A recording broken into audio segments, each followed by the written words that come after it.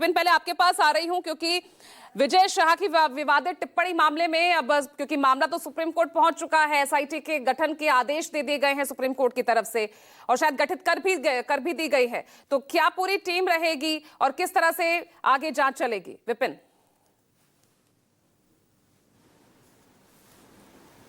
Juice बन गया क्या? के आदेश के बाद एफआईआर हुई और सुप्रीम कोर्ट के आदेश के बाद एसआईटी का गठन किया गया है। 3 अफसरों को चुना गया है। सागर रेंज के आईजी हैं प्रमोद वर्मा, जो कि 2001 के बैच के हैं और काफ़ी तेज तर्रार माने जाते हैं।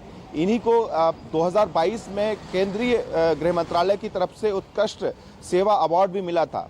दूसरे डीआईजी हैं भोपाल में स्पेशल जो फोर्स है, आर्म फोर्स, उसी के डीआईजी हैं कल्याण चक्रवर्ती, और जो कि मूल आंध्र प्रदेश के रहने वाले हैं और ये भी सीबीआई में प्रतिनियुक्ति पर जा चुके हैं, सीबीआई के एसपी रह चुके हैं और मौजूदा स्थिति में डीआईजी भोपाल में एसएएफ के डीआईजी हैं।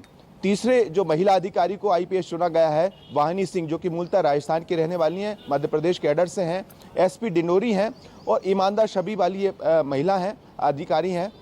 इन 3 अफसरों को चुना गया है। 28 तारीख को एसआईटी की टीम अपनी रिपोर्ट सुप्रीम कोर्ट को सौंपेगी और इन 3 अफसरों की यही पृष्ठभूमि है कि 2 जो अफसर हैं वो मूलतः राजस्थान के निवासी रहे हैं और 1 अफसर है आंध्र प्रदेश के। और तीनों अफसर का जो अब तक का जो बैकग्राउंड है, जो हम देख रहे हैं, जिनको एसआईटी के लिए चुना गया है मध्य प्रदेश में गृह मंत्रालय की तरफ से, तीनों अफसरों की कहीं ना कहीं एक पृष्ठभूमि ईमानदार रही है, ताकि इस तरह की जब किसी पद पर रहते हो मंत्री की जांच की जाती है, एसआईटी जांच करती है, तब यह देखना बेहद जरूरी होता है कि जिन अफसरों को एसआईटी की जिम्मा सौंपा जाए वो अफसरों की छवि क्या है। एक तेज तर्रार होना, ईमानदार होना, इसलिए इन अफसरों को चुना गया है।